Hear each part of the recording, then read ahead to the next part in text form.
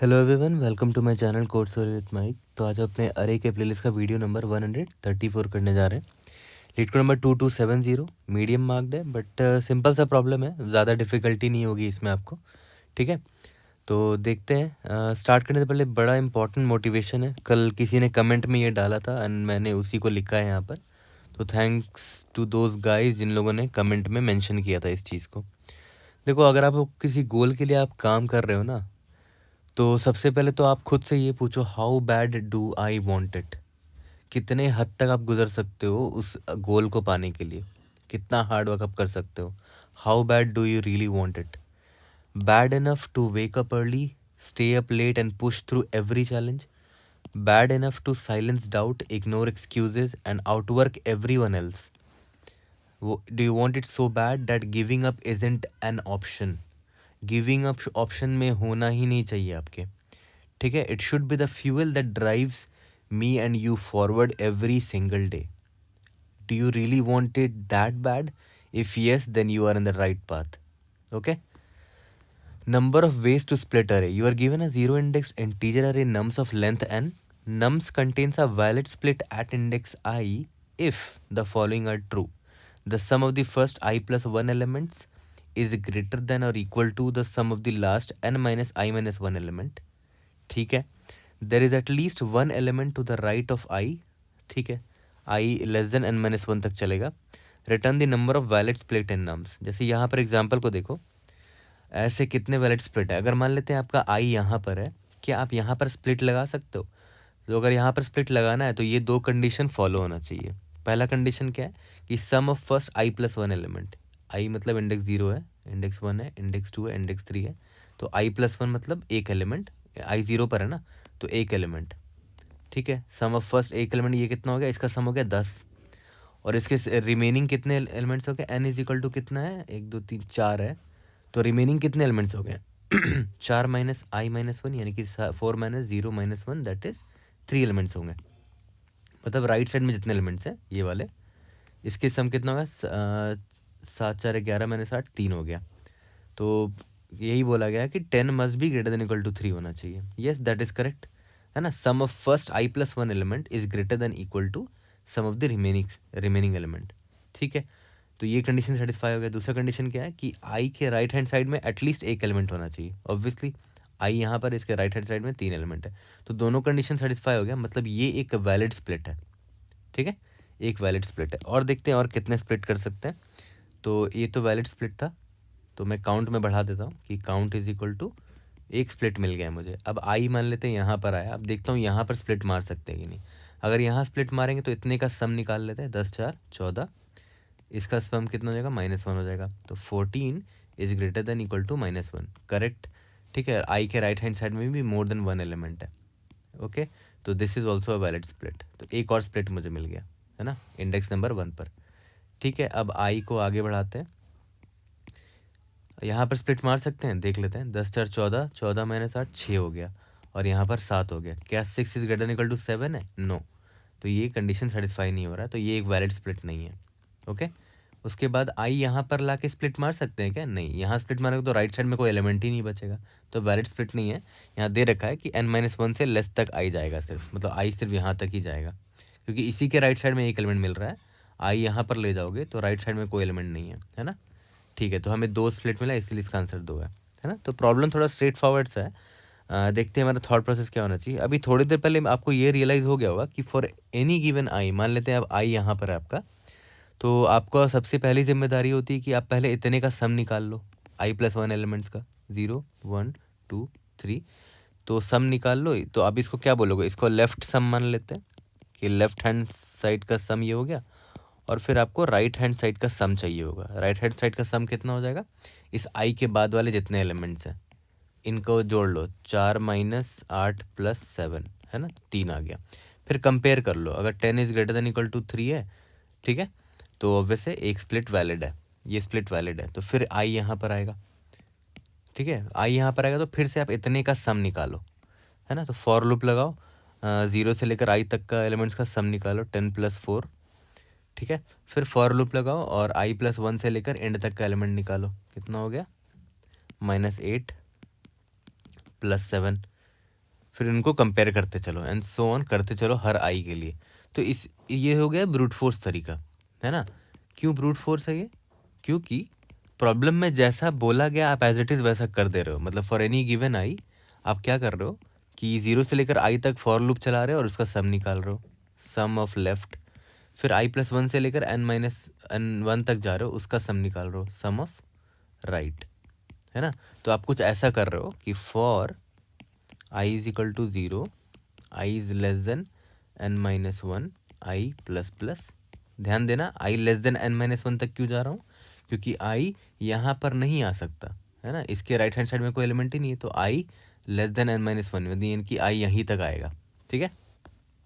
Okay, तो फिर जैसे फॉर एनी गिवन आई, तो अब मुझे क्या करना है, फॉर एक फॉर लूप चला रहा हूँ एंड एक पॉइंटर ले लेते हैं, j इज इक्वल टू 0 से लेकर j less than equal to I तक जाएगा, j प्लस प्लस। इससे मुझे क्या मिल जाएगा?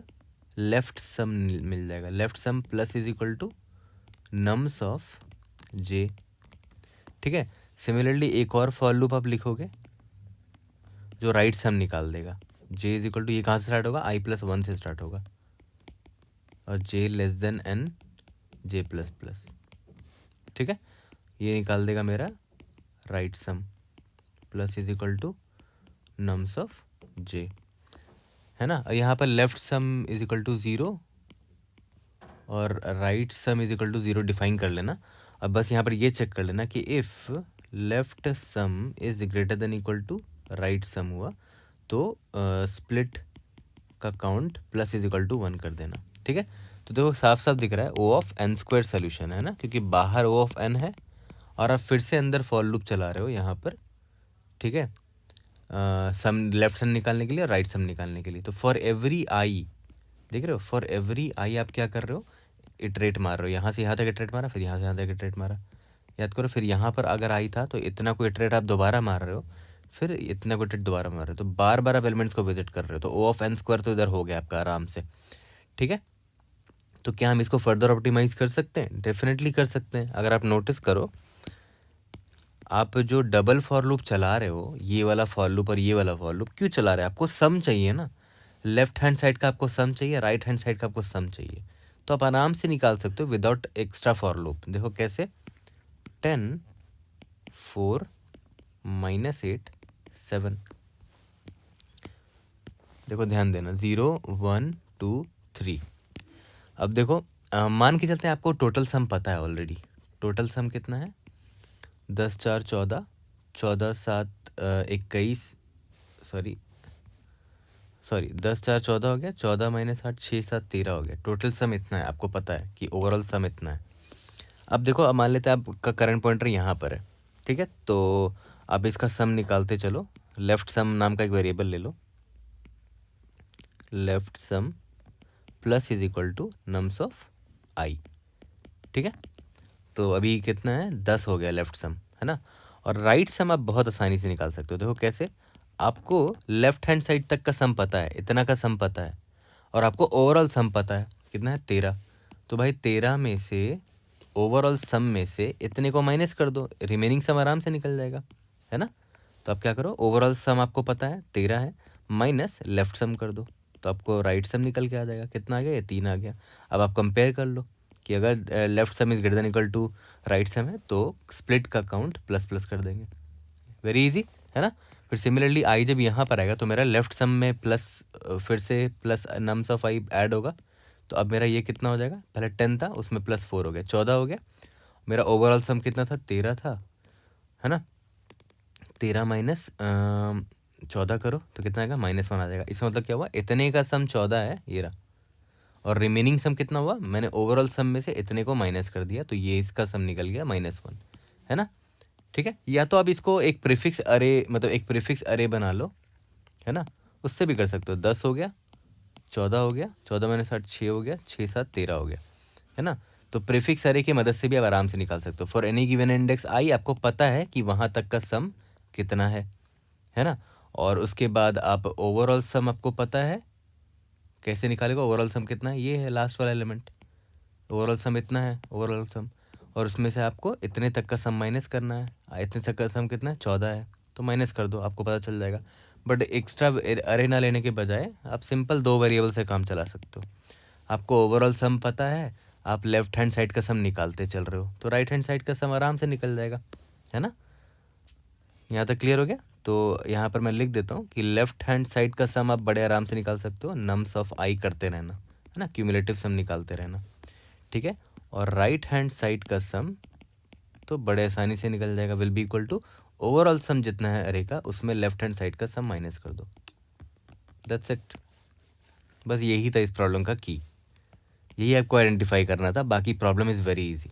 ओके, तो देखा जाए तो कोड बड़ा आसान हो गया हमारा, है ना। ये पूरा फॉर लूप हमने अवॉइड कर दिया, ये डबल फॉर लूप, बस ये एक बाहर का फॉर लूप चलेगा और हमारा ये वेरिएबल हेल्प करेगा लेफ्ट हैंड सम निकालने में और राइट हैंड सम निकालने में, ये वेरिएबल हेल्प करेगा। ओके, यहाँ तक क्लियर हो गया। तो टाइम कॉम्प्लेक्सिटी अब हमारा कितना हो गया, ओ ऑफ एन हो गया, और स्पेस कॉम्प्लेक्सिटी ओ ऑफ 1 है हमारा।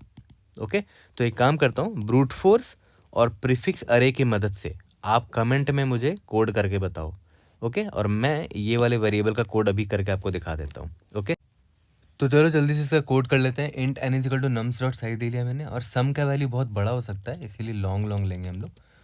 Long sum is equal to 0 for int and num in nums sum plus is equal to num, ठीक है।